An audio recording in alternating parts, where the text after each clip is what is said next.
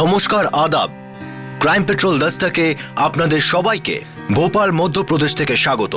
এই এপিসোডে আমরা ঘটনার চরিত্রের নামের সাথে সাথে ঘটনাস্থলেরও পরিবর্তন করেছি। আমরা একটা কথা স্পষ্ট করে বলতে চাই যে আমাদের উদ্দেশ্য কোনো অপরাধের ঘটনাকে নিয়ে সেটাকে রিকনস্ট্রাকশন করা, কোনো অর্গানাইজেশনের দিকে আঙুল তোলা আমাদের লক্ষ্য নয়।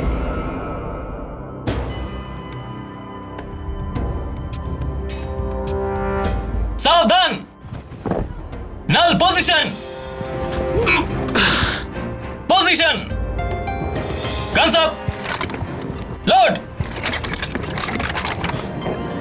Fire!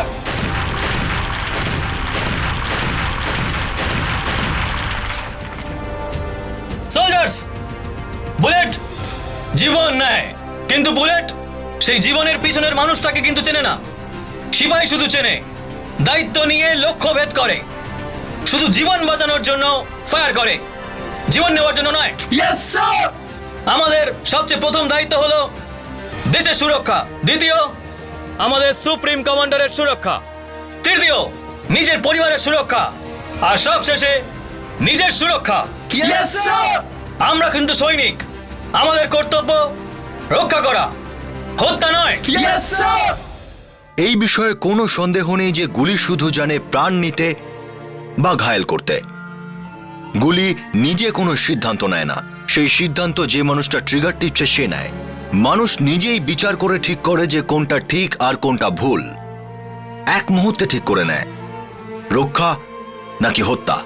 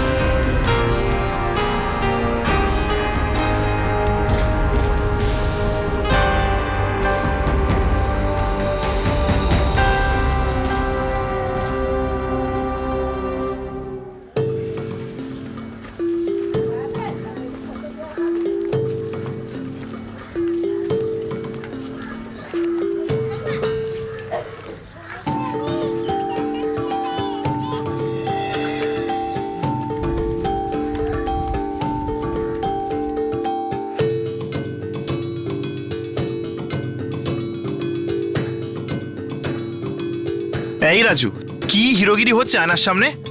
স্কুলের জন্য লেট হচ্ছে না নাকি? হ্যাঁ বাবা, আজ সানডে। হ্যাঁ হ্যাঁ জানি আজ সানডে, আর এটাও জানি সানডেতে তোর এক্সট্রা ক্লাস থাকে না। পৌঁছে যাব বাবা, টেনশন নিও না। এই শুনছো, এইবার মেম সাহেবকে বলো যাতে মাইনেটা অ্যাডভান্সে দিয়ে দেয়, ঠিক আছে? বলেছি, উনি বলেছেন ভেবে দেখবেন। আর এত ভাবতে বসলে ভেবেই যাক না, ছেড়ে দাও চাকরি। আরে এভাবে ছাড়া যায় নাকি? আর তাছাড়া উনি এমনি খুব ভালো। সত্যি কি ছাড়তে বলছি নাকি? হ্যাঁ, আরে মাঝে মাঝে হুমকি দাও, এই যা। আচ্ছা, ভেবে দেখছি। এবার তুমিও ভাববে। আরে কি যে হবে তোমাদের। তুই শোন রাজু, স্কুল ছুটির পর সোজা বাড়ি চলে আসবি, খাবার করা আছে খেয়ে নিবি, ফেলবি না।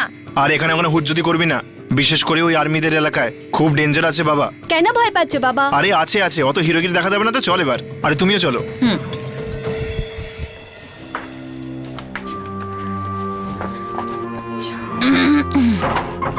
কারোর যেন নজর না লাগে। মন দিয়ে পড়া করবে। আচ্ছা, চাবি আছে তো রাজু? হ্যাঁ, বাবা। হ্যাঁ চল। Okay bye Raju. বাই।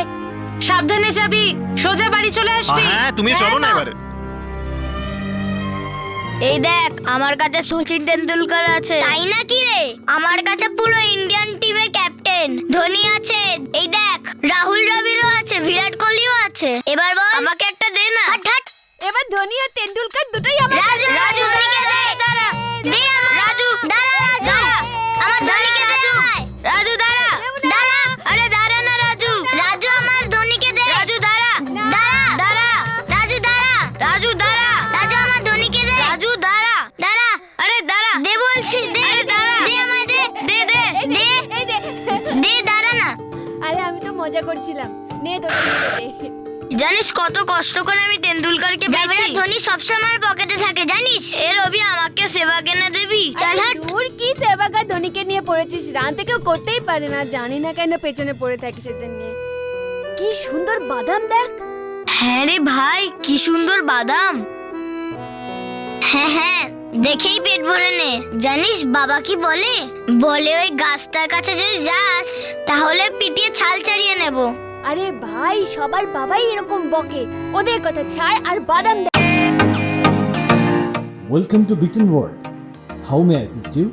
নতুন ফ্ল্যাটের জন্য একটা স্ট্যান্ড ফ্যান আর কুলার নেব। এই পচা গরম থেকে একটু স্বস্তি চাই। বাজার চলতে সব ব্র্যান্ড তো আর ভরসাযোগ্য নয়। তার জন্য তো আমাদের ফ্যান আছে, all purpose bullet table fan, ceiling fan. আমাদের সিলিং ফ্যান কিন্তু 30 মাসের ওয়ারেন্টি সহ পাওয়া যায়। আছে ফারাটা 2 বছরের ওয়ারেন্টি, 17 থেকে 20 মিটার এয়ার ফ্লো, মধ্যবিত্তের সাধ্যের মধ্যে একমাত্র ভরসাযোগ্য ব্র্যান্ড বিটন। আমাদের কুলারের কিন্তু অনেক range, 45 litres, 50 litres, 70 litres, 90 litres, 110 litres. Honeycomb সহযোগে বিটনের সব কুলারের ওয়ারেন্টি 1 বছর। চেনা হাওয়ায় অচেনা অনুভূতির জন্য একমাত্র আদর্শ বিটন। গরমে স্বস্তি পেতে বিটনের ফ্যান হোক বা কুলার, আজই আনুন বাড়িতে। Vuitton, digitally yours।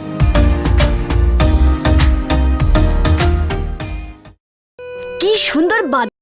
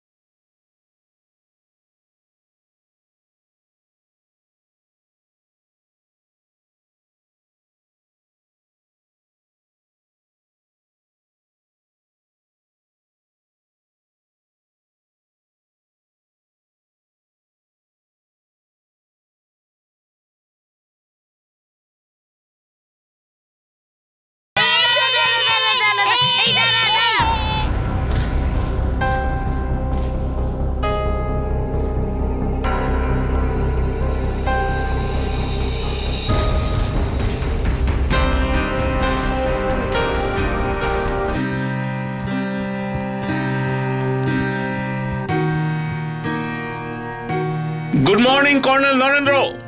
Good morning, Colonel Narayan. Come, join me. What a pleasant weather. হ্যাঁ, Lovely morning. আর কর্নেল আমি দেখছিলাম হ্যাঁ। এই যে বাদাম পড়ে আছে না, এগুলো আমাদের বাগানের সৌন্দর্য নষ্ট করছে। আর তাছাড়া এগুলো পোকামাকড় আর বাঁদরদেরও আকর্ষণ করে টেনে আনছে। আর হ্যাঁ, ওই বস্তির বাচ্চা ওরাও তো বান্দরের মতো দেয়াল টপকে ভেতরে আসে। সিকিউরিটিকে বলে ওই বাচ্চাদের আটকাতে হবে। কি বলবো কর্নেল, বাচ্চাগুলো বিরক্ত করে মারে। বছরের পর বছর ধরে আমার অফিসের জানলা দিয়ে দেখে আসছি, যখন খুশি পাঁচিল টপকে চলে আসে। আমার তো এসব দেখলে রক্ত গরম হয়ে যায়। এই ব্যাপারে কর্নেল অবিনাশের সঙ্গে একবার কথা বলতে হবে। তাহলে আজকে অফিস আপনার শেষ দিন। হ্যাঁ কর্নেল, 37 বছর ধরে সার্ভিস করলাম, আর সেটাও আনব্লেমিশড। Very true. আসলে আমি কোয়ার্টারের এক্সটেনশনের জন্য 1 মাসের জন্য রিকোয়েস্ট করেছি। আচ্ছা, হ্যাঁ, ততদিনে বাংলোটা হয়ে যাবে। ওয়াও, হ্যাঁ। কোথায় তৈরি করছেন আপনার বাংলো? এই ভোপালেই। Very good. খুব সস্তাতে পেয়ে গেলাম। Okay. আর জানেন, জায়গাটা এত সুন্দর যে ওখান থেকে একটা বড় ঝিল দেখা যায়। Oh, great. হ্যাঁ, ওখানে কোনো বাদাম গাছ নেই। ভোপাল শহরে একটা সেনা ছাউনি, আর তার ঠিক পাশেই একটা বড় বস্তি। ক্যান্টনমেন্ট কম্পাউন্ডের মধ্যে দাঁড়িয়ে আছে একটা বাদাম গাছ, যার ফল বস্তির বাচ্চাদের খুবই পছন্দের জিনিস। রাজু আর তার 2 বন্ধু রাম আর রবি প্রত্যেক দিন সেনা ছাউনিতে ঢুকে যায় আর বাদাম চুরি করে আবার পালিয়ে যায়।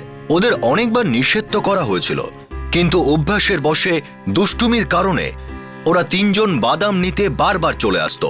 কোনো কোনো জওয়ান বাচ্চাদের এই দুষ্টুমি একদম পছন্দ করতো না, কিন্তু বাচ্চারা ভাবতে পারেনি যে এই পছন্দ না করাটা হিংসায় বদলে যাবে। ওই 3টি বাচ্চাই দুষ্টুমি করে বারবার দেওয়াল টপকে বাদাম নিতে আসতো। কিন্তু একদিন ওই 3 জনের মধ্যে একজন বাচ্চাকে গুলি করা হলো। মে 2011।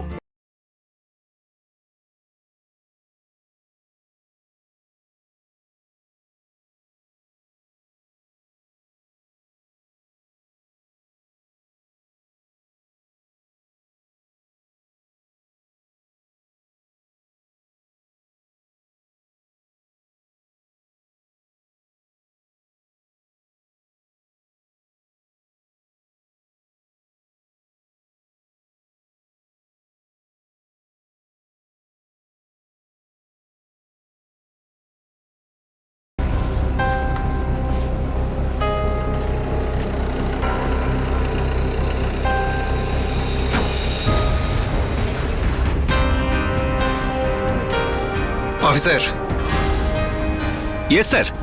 মালিকে বলে বাদাম গাছের চারপাশটা পরিষ্কার করিয়ে দাও। আর ওখানে মাটিতে যত বাদাম পড়ে আছে ওগুলো তুলে কোথাও ফেলে দাও, ওগুলোর জন্য সমস্যা হচ্ছে। Okay sir. চলে জওয়ান। কেউ নেই তো? ওঠ, সাবধানে। ভাই, তাড়াতাড়ি আয়, তাড়াতাড়ি। তাড়াতাড়ি চল।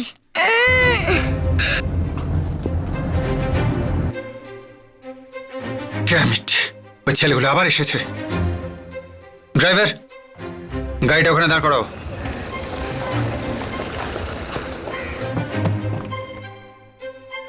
কি হচ্ছে এখানে? কতবার তোমাদেরকে বলেছি আর্মি কম্পাউন্ডে ঢোকা বারণ, কথাটা তোমাদের কানে ঢোকে না? হ্যাঁ, দেখো তোমাদেরকে লাস্ট ওয়ার্নিং দিচ্ছি, তোমাদের আবার যদি এখানে দেখতে পাই তো গুলি করে দেবো, বুঝেছো? যাও, বেরো এখান থেকে। Get lost.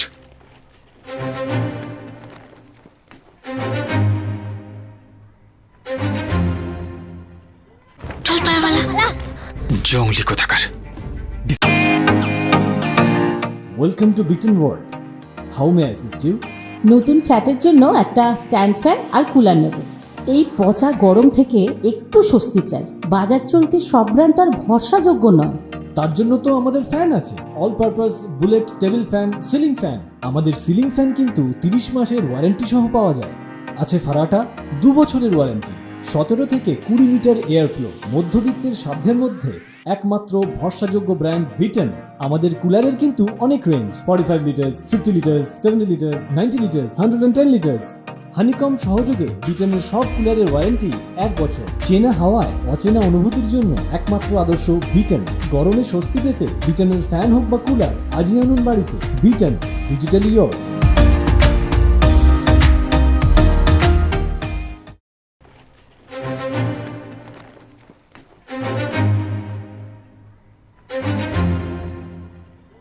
চল পায়ওয়ালা।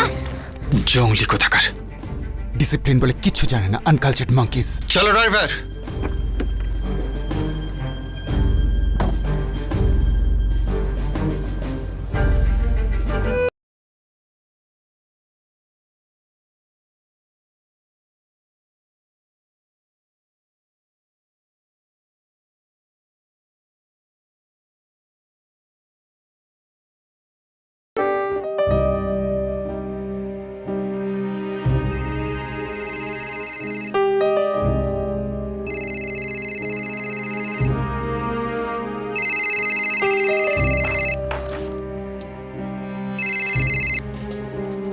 Good afternoon colonel Narendra.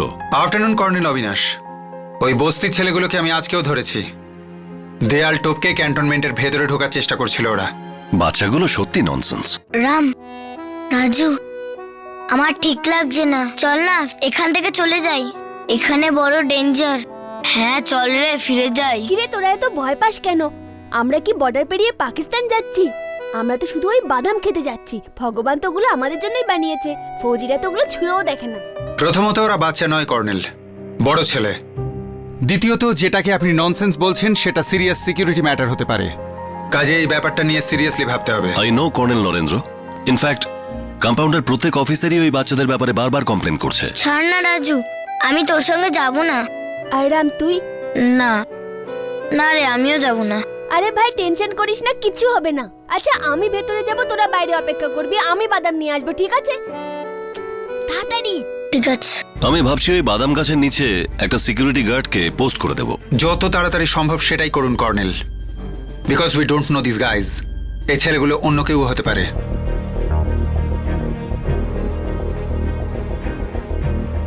কেউ নেই তো? তাড়াতাড়ি চল, তাড়াতাড়ি চল। চল ব্যাগ রাখ, চল ব্যাগ রাখ।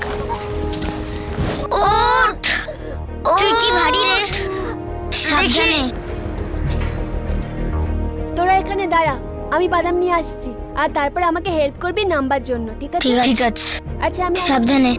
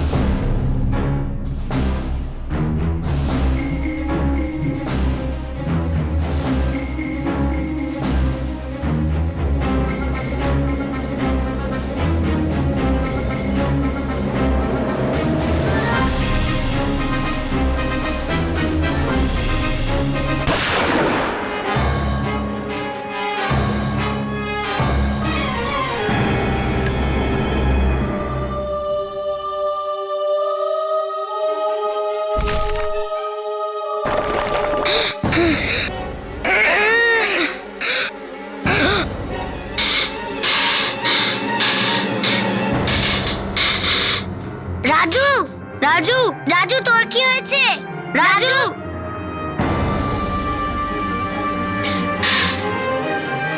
রাজু চল ওর মার কাছে যাই, চল চল।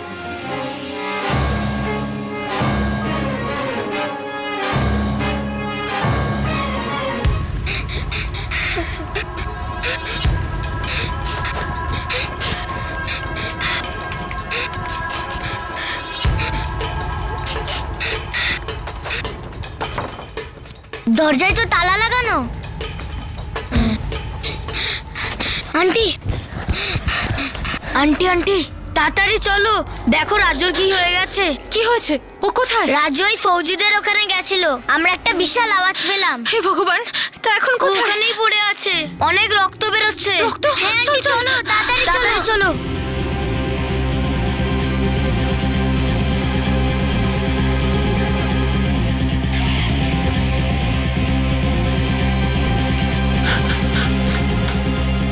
আরে হরিরাম, হ্যাঁ আরে তোর রাজুকে কেউ গুলি করে দিয়েছে। কি আজে বাজে বলছিস? আরে ভাই, ও আর্মি কম্পাউন্ডে গিয়েছিল। চল চল তাড়াতাড়ি চল, তাড়াতাড়ি চল। রাজু রাজু রাজু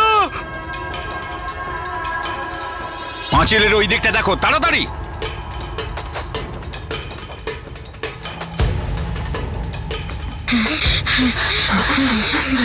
রাজু রাজু রাজু রাজু বাবা, রাজু আরে বাবা, বাবা চোখ করলো, বাবা বাবা, রাজু রাজু বাবা চোখ করলো, ওঠ না বাবা, বাবা রাজু বাবা চোখ করলো, বাবা বাবা আমি তোর বাবা, বাবা চোখ করলো, বাবা কি হয়েছে তোর? চোখ করলো বাবা, বাবা কেন ছেড়ে চলে গেলি?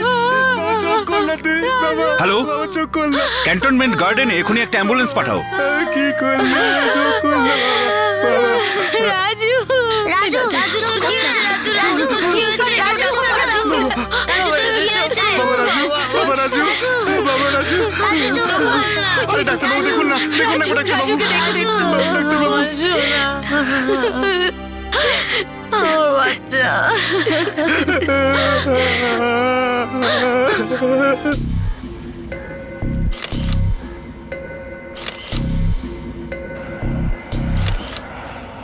ইয়েস স্যার, ওদিকটা খোঁজো। হ্যাঁ। কখন হয়েছে? জানি না স্যার, আমি শুধু একটা ফায়ারিং এর আওয়াজ শুনেছি। আমি অফিস যাচ্ছিলাম তো সামওয়ান টোল্ড মি কি এরকম কিছু হয়েছে। স্যার, ও পাশের গান্ধীগ্রাম বস্তির ছেলে ছিল, নাম রাজু, আর ওর বাবা মা ওর সাথে হাসপাতালে আছে স্যার। স্যার স্যার আমরা ছেলেটার বাবা মা আর বাকিদের স্টেটমেন্ট রেকর্ড করার পরে আবার আসবো। শিওর ইন্সপেক্টর, ততক্ষণ আমি দেখছি এটা কিভাবে হলো আর কেন হলো।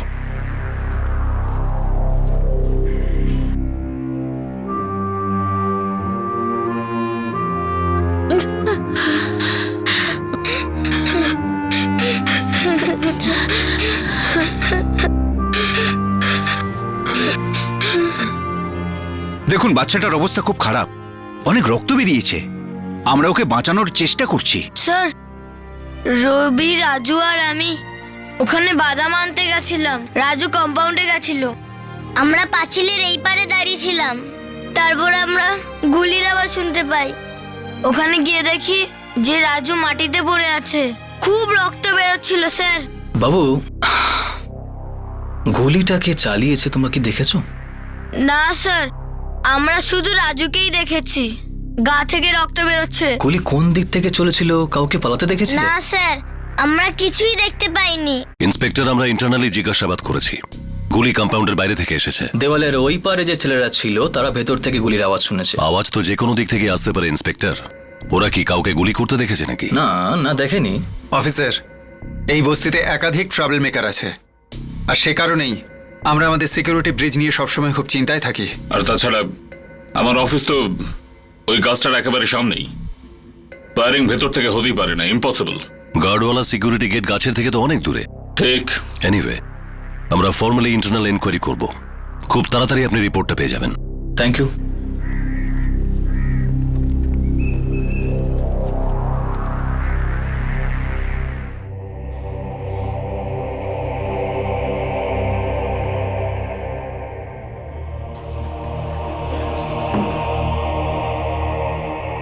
ডাক্তারবাবু, আমার ছেলে রাজু কেমন আছে? সরি, আমরা আপনার ছেলেকে বাঁচাতে পারলাম না।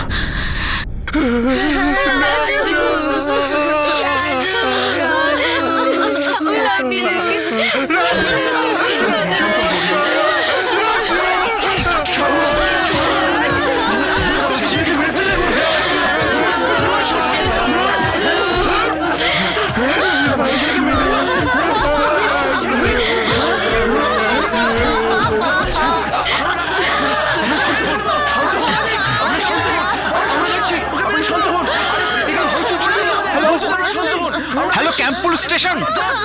ইন্সপেক্টর গিরিশকে দিন না please. Yes doctor. Inspector Girish, আমরা ওই বাচ্চাটাকে বাঁচাতে পারিনি। He is dead now. আমরা তো কিছু করিনি। আর তাই বস্তির লোকেরা রেগে গেছে। ইন্সপেক্টর গিরিশ, এখানে খুব ঝামেলা হচ্ছে। আপনি এক্ষুনি কিছু করুন প্লিজ। আমি এক্ষুনি পুলিশ টিম পাঠাচ্ছি। আপনি বডিটা পোস্টমর্টমের জন্য পাঠিয়ে দিন প্লিজ। আমি পোস্টমর্টমের জন্য পাঠাচ্ছি, কিন্তু ইন্সপেক্টর গিরিশ প্লিজ আপনি এক্ষুনি ফোর্স পাঠান এখানে। রাজুর হত্যা বাইরে এসো। রাজুর হত্যা বাইরে এসো। আমরা এখান থেকে যাব না।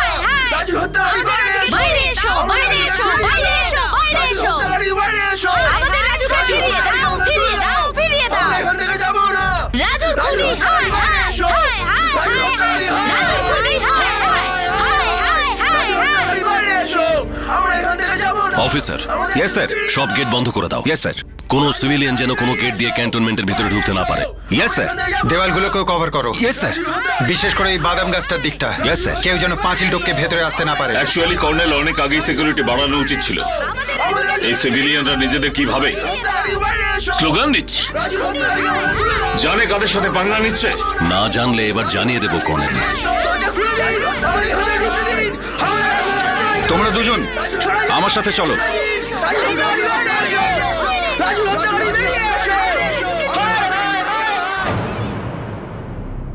গুলি পাঁজর ফুঁড়ে হার্ট ফুটো করে দিয়েছে।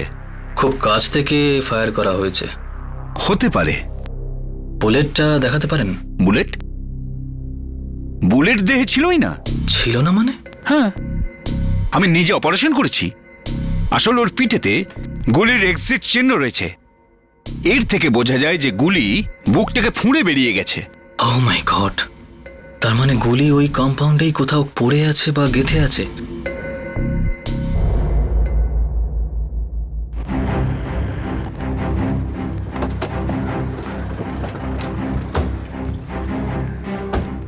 Yes officer. আমায় ক্রাইম সাইটটা একটু ইনভেস্টিগেট করতে হবে। আপনি এখানেই দাঁড়ান, কর্নেল অবিনাশের সাথে কথা বলতে হবে। আই এম সরি ইন্সপেক্টর, এখন খুবই খারাপ সিচুয়েশন। আমি আপনাকে কম্পাউন্ডের ভেতরে অ্যালাউ করতে পারছি না। আমাকে ক্রাইম সাইটটা ইনভেস্টিগেট করতেই হবে। আমি আপনাকে বললাম তো, আমরা ইন্টারনাল ইনভেস্টিগেশন করছি।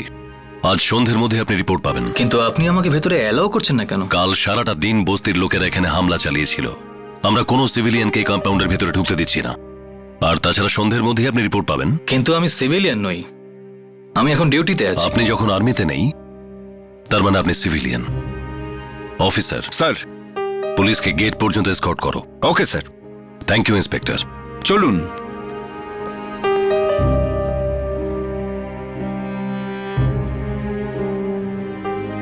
বলো হরি হরি বল, বলো হরি হরি বল, বলো হরি হরি বল, বলো হরি হরি বল, বলো হরি হরি বল। রাজু, আমার সোনা, আমার রাজুকে নিয়ে যেও না।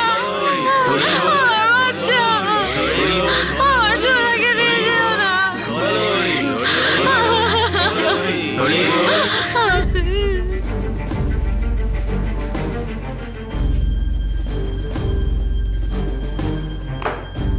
এই নিন আপনার রিপোর্ট। কি বলছে আপনার এই রিপোর্ট? সত্যিটাই বলছে। ফায়ারিং কম্পাউন্ডের বাইরে থেকে হয়েছে। আমাদের তো আপনি কম্পাউন্ডে তল্লাশি নিতেই দিলেন না। কারণ তার কোনো দরকার নেই অফিসার। গুলি কম্পাউন্ডের বাইরে থেকে এসেছে, ওতে ডিটেলস আছে। আপনার কাজ তো আরো সোজা হয়ে গেল। Thank you officer.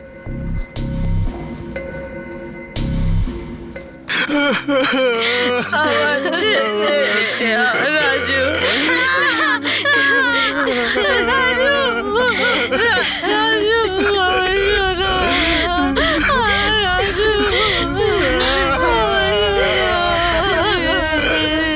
এই চিতাটা চলছে 11 বছর বয়সের রাজুর।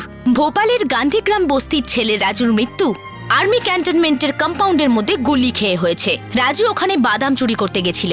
এমন একটা ইচ্ছে, এমন একটা খেলা যেটা পৃথিবীর প্রায় সব 11 বছরের বাচ্চাই করতে চায়। পাঁচিল টপকে ফল চুরি করে খাওয়া। এটা সেই বাদাম গাছ যেটা আসলে রয়েছে আর্মি ক্যান্টনমেন্টের কম্পাউন্ডের মধ্যে। আর্মির পক্ষ থেকে স্টেটমেন্ট দেওয়া হয়েছে যে গুলি কম্পাউন্ডের ভেতর থেকে চালানো হয়নি। এই বিষয়ে অনেক প্রশ্নই উঠে আসছে। রাজু কিভাবে গুলি খেলো? গুলিটা কোথা থেকেই বা চালানো হলো?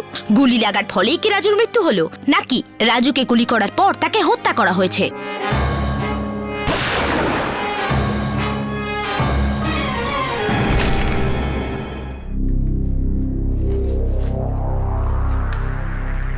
স্যার, এই রিপোর্ট কম্পাউন্ডের ভেতর থেকে গুলি চালানোর সম্ভাবনাকে উড়িয়ে দিচ্ছে। তুমি আর তোমার টিম এখনো গুলিটাই ট্রেস করতে পারোনি। তোমাদের কাছে আর কোনো লিডসও নেই। স্যার, আমাদের ক্যান্টনমেন্টের ভেতরে অ্যালাউ করলে তবেই তো গুলিটাকে খুঁজে পাওয়া যাবে। একবার গুলিটা পাওয়া গেলে কিন্তু বন্দুকটাও ট্রেস করতে পারবো, আর তারপর খুনিকেও। ঠিক আছে, আমি হাই কমান্ডের সাথে কথা বলছি। Sir,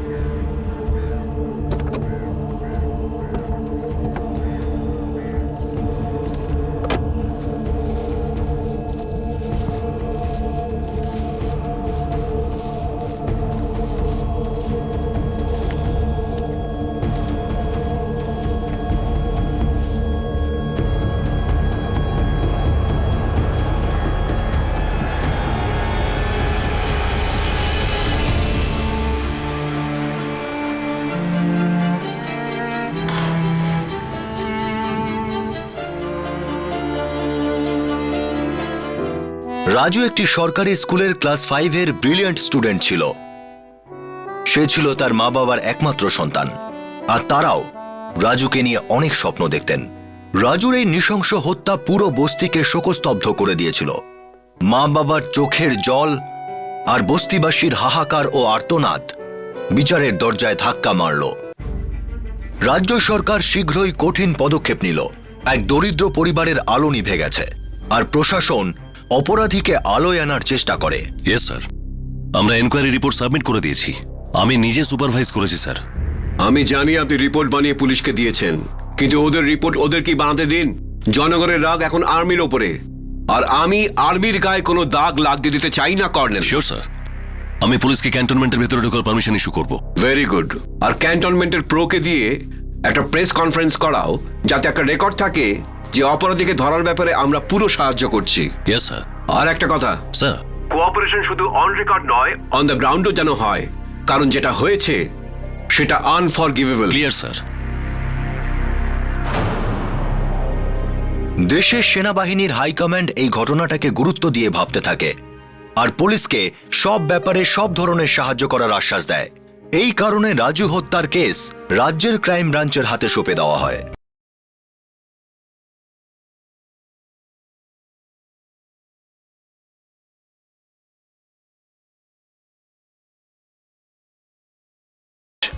good morning officer. আপনি আপনার ইন্সপেকশন শুরু করতে পারেন, আর আপনার যদি কিছু দরকার লাগে নিশ্চয়ই বলবেন। সিকিউরিটি অফিসার অ্যাভেলেবেল আছেন। Thank you colonel. You are welcome. Thank you.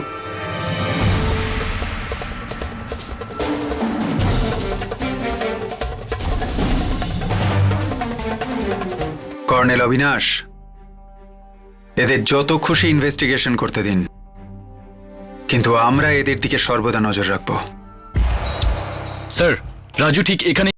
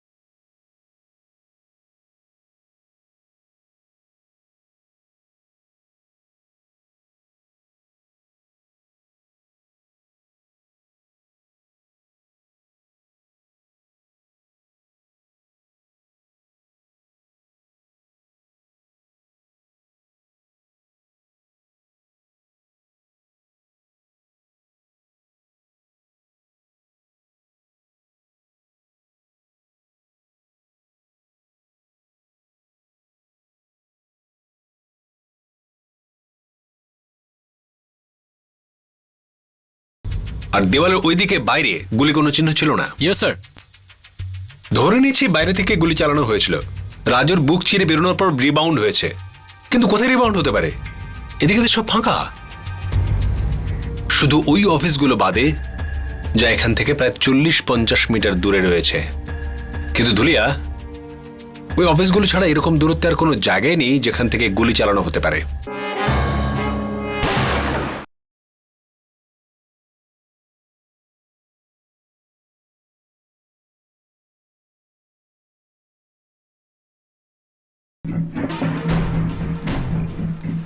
যদি এভাবেই গুলিটা বাচ্চাটার বুক চিড়ে দেওয়ালের গায়ে গিয়ে আটকায়, আর দেওয়ালের গায়ে আটকে থাকা গুলির প্যাড থেকে বোঝা যায় যে গুলিটা কাছ থেকেই চালানো হয়েছে।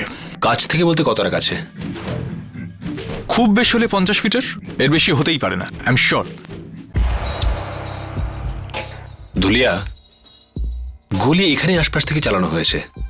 এই অফিসগুলোকে আপার লিমিট ধরে নাও। স্যার, এত কাছ থেকে এত ভারী ক্যালিবারের গুলি যখন চালানো হয়েছে তখন খুন করারই অভিসন্ধি ছিল, শুট টু কিল।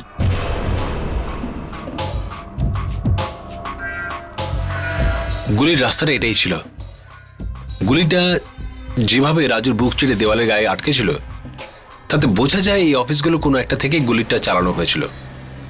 ওপর কোনো অফিস থেকে নয়, আর আশপাশের কোনো অফিস থেকেও নয়। স্যার, আমি সিকিউরিটি অফিসারকে ডেকে আনছি। এই অফিস যেটা জানলা খোলা আছে সেটা ক্যাপ্টেন খান্নার অফিস, আর যেটার জানলা বন্ধ আছে ওটা কর্নেল নারায়ণনের অফিস ছিল। 1 সপ্তাহ হলো রিটায়ার করেছেন। তা এখন অফিস খালি আছে নাকি অন্য কেউ বসছে ওখানে? এখনো পর্যন্ত নয়। কর্নেল নারায়ণন 2 দিন আগেও কাজ করেছেন ওখানে। তার মানে ঘটনার দিন উনি অফিসে ছিলেন? হ্যাঁ, অফিসে ওনার শেষ দিন ছিল, সবকিছু গোছাচ্ছিলেন। এখন কোথায় পাবো কর্নেল নারায়ণনকে? নারায়ণন স্যারকে সিনিয়র অফিসার রেসিডেন্সে পাবেন, ওনার বাংলো নম্বর 49 ওইদিকে। Thank you.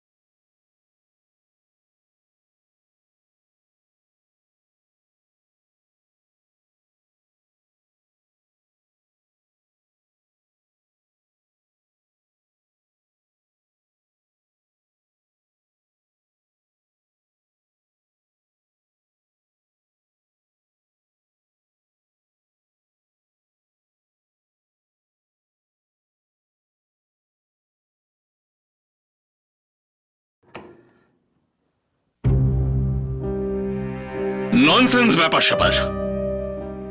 তো আমায় কোশ্চেনিং এর জন্য আমার বাড়িতে এসেছেন? Sir please calm down. আমি একটা সিম্পল প্রশ্ন করেছি।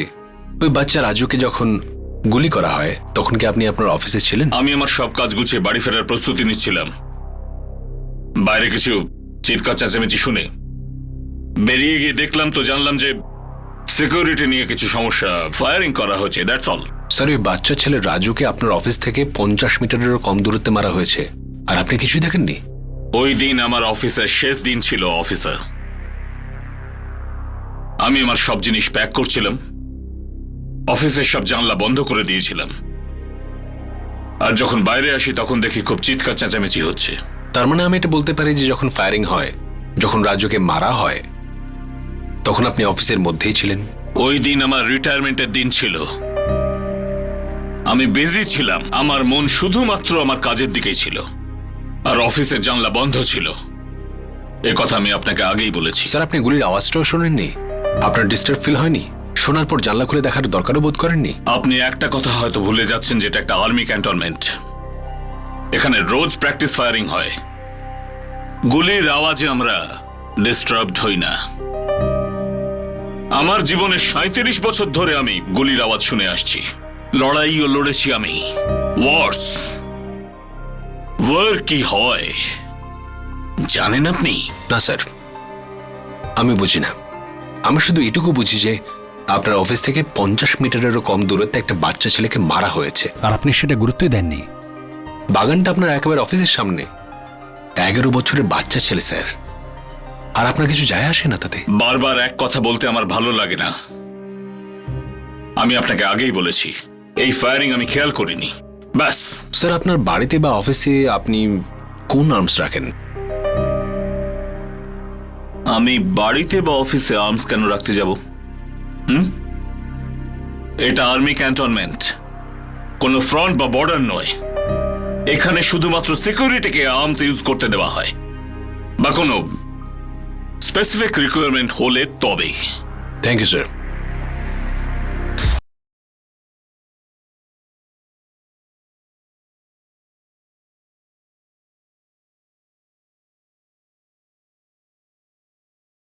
পছন্দ নয় তাই না?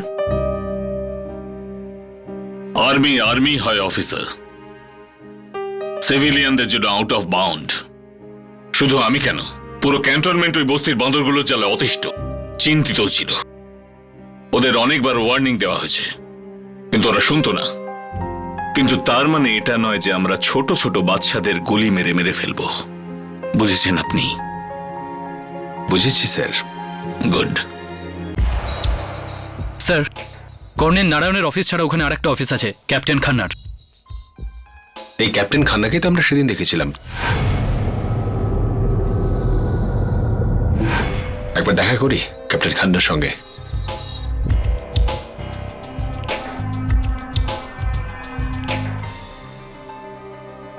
দেখুন, যে সময় ঘটনাটা ঘটে সেই সময় আমি আমার ঘরেই ছিলাম না।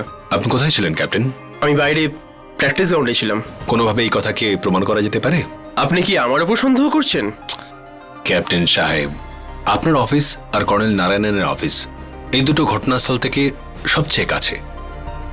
আমি শুধু পসিবিলিটিস গুলো ধরছি, এটাকে পার্সোনালি নেবেন না প্লিজ। অফিসার, আপনি এভাবে ঘুরে ঘুরে আমাদের অফিসারদের কোয়েশ্চেন করতে পারেন না? আমি শুনেছি কর্নেল নারায়ণকেও আপনি কিছু উল্টোপাল্টা প্রশ্ন করেছেন। আপনি কি জানেন না যে উনি একজন রিটায়ার্ড অফিসার? কর্নেল সাহেব, আমি কাউকে কোশ্চেন করিনি, আমি শুধু ইনফরমেশন জোগাড় করছি। জোগাড় করার কি দরকার? আপনি পিয়ারোর কাছে যান, যা ইনফরমেশন দরকার আপনি সব পেয়ে যাবেন। মিস্টার রাঠোর, আমরা আপনাদের সাথে কোঅপারেট করছি, তার মানে এই নয় যে আপনারা আমাদের প্রাইভেসি নিয়ে খেলা করবেন। আমার এমন কোনো অভিপ্রায় নেই স্যার, আর কখনো হবেও না। তবু যদি কারো খারাপ লেগে থাকে তো I am sorry. Thank you captain Khanna. ওকে।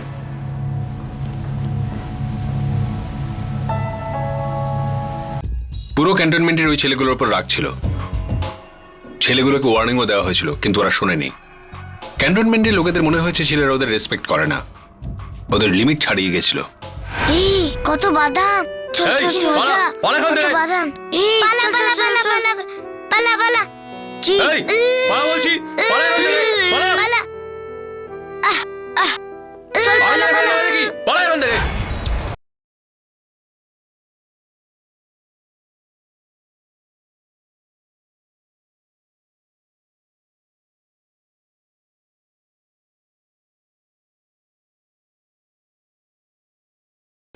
আমাদের অনেকবার ওয়ার্নিং দেওয়া হয়েছিল। ফৌজি আমাদের উপর খুব রাগ করতো, কিন্তু আমাদের বাদাম খুব ভালো লাগতো। তোমাদের বন্ধুকে মারা হয়েছে শুধুমাত্র বাদাম চুরি করতে গেছিল বলে? হ্যাঁ স্যার। কোনো বিশেষ অফিসার যে তোমাদের সবচেয়ে বেশি বকতো, ওয়ার্নিং দিত, পিছু ছাড়তো না? হ্যাঁ স্যার। কে সে? ওই দিন যখন আমরা বাদাম চুরি করতে যাই, এক ফৌজি অফিসার আমাদের খুব বকেছিল। কতবার তোমাদেরকে বলেছি আর্মি কম্পাউন্ডে ঢোকা বারণ, কথাটা তোমাদের কানে ঢোকে না? হ্যাঁ, দেখো তোমাদেরকে লাস্ট ওয়ার্নিং দিচ্ছি।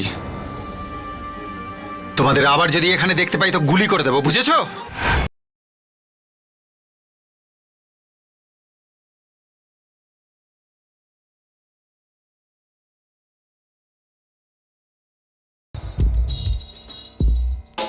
মিস্টার রাঠোর, প্রত্যেক অফিসার ওই ছেলেগুলোকে বকতো, প্রতিটা অফিসার ক্যান্টনমেন্টের বাইরে যাতায়াত করত। এবার আমি কাকে কাকে আপনার সামনে দাঁড় করাবো? স্যার, আমি ইনসাল্ট কাউকে করতে চাইছি না। আপনি শুধু এটা বলুন যে 12:30 থেকে 12:55 মধ্যে কোন কোন অফিসার গাড়িতে করে বাইরে গেছেন। 12:30 আর 12:55 কেন?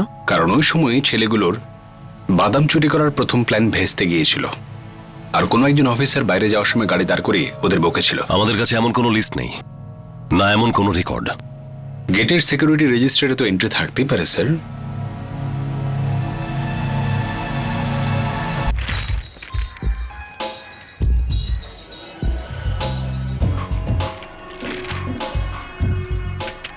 স্যার 12:30 আর 12:55 মধ্যে শুধু একটা গাড়ি গেটের বাইরে গেছে। কার গাড়ি? কে ছিল এতে?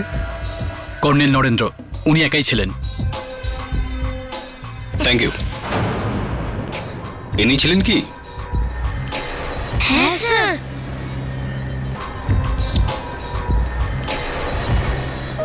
আপনারা পাগল হয়ে গেছেন।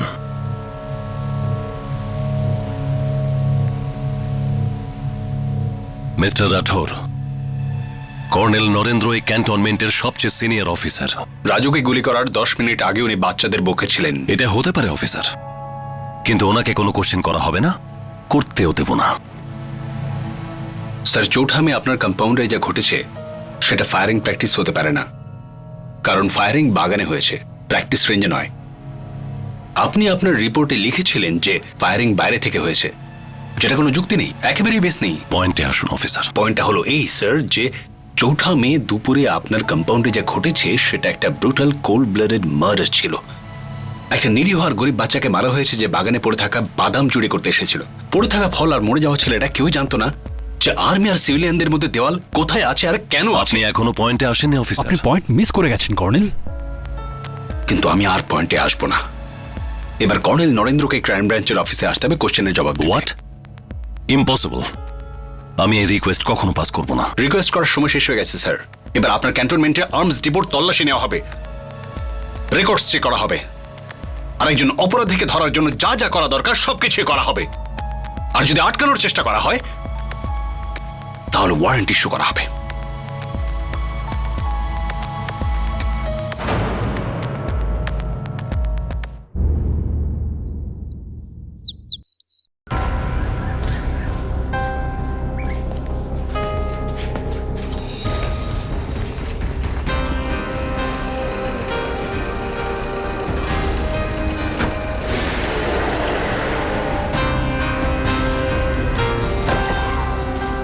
Good morning everybody. Good morning sir. শুরু করুন অফিসার। শুট। বলুন কি জানতে চান, ভয় পাবেন না।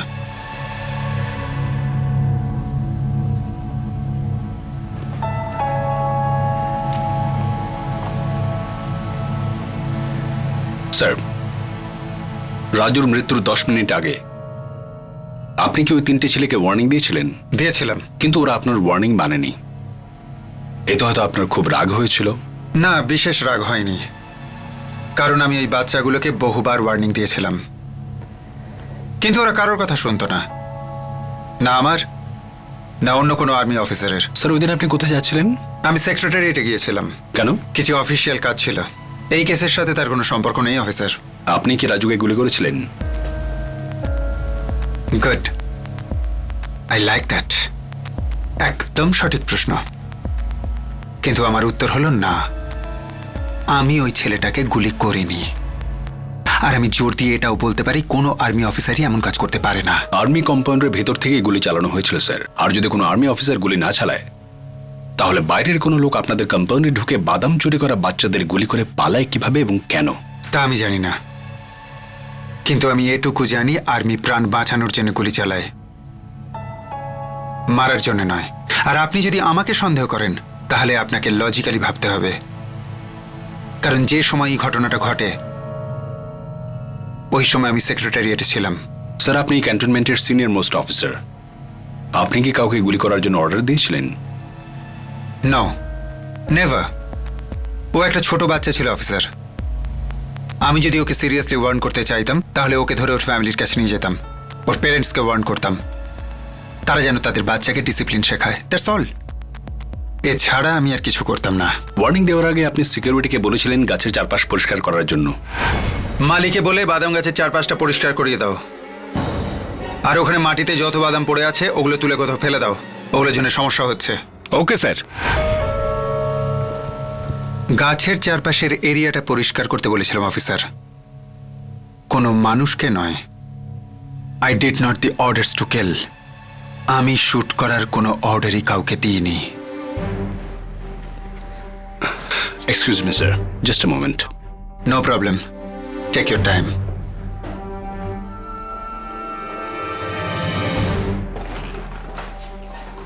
স্যার আমি ওনার ব্যাপারে সব রিপোর্ট এনেছি, আমি চেক করেছি, আমি ফোন রেকর্ডসগুলো চেক করেছি। শো 1টার সময় কর্নেল অবিনাশের সঙ্গে ওনার ফোনে কথা হয়েছিল, বাচ্চাদেরকে ধমকানোর 2 মিনিট পর। ওই বস্তির ছেলেগুলোকে আমি আজকেও ধরেছি, দেয়াল টপকে ক্যান্টনমেন্টের ভেতরে ঢোকার চেষ্টা করছিল ওরা। বাচ্চাগুলো সত্যি ননসেন্স। প্রথমত ওরা বাচ্চা নয় কর্নেল, বড় ছেলে। দ্বিতীয়ত যেটাকে আপনি ননসেন্স বলছেন সেটা সিরিয়াস সিকিউরিটি ম্যাটার হতে পারে, কাজে এই ব্যাপারটা নিয়ে সিরিয়াসলি ভাবতে হবে।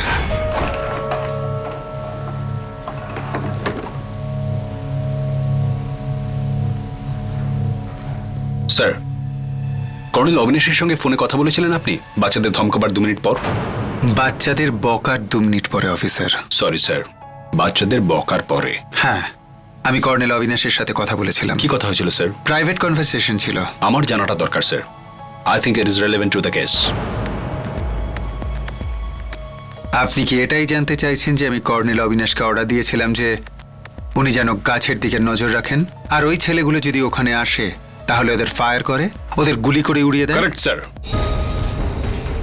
এটাই জানতে চাইছি যে আপনি এমন কোনো অর্ডার দিয়েছিলেন যে বাচ্চাদের গুলি করো?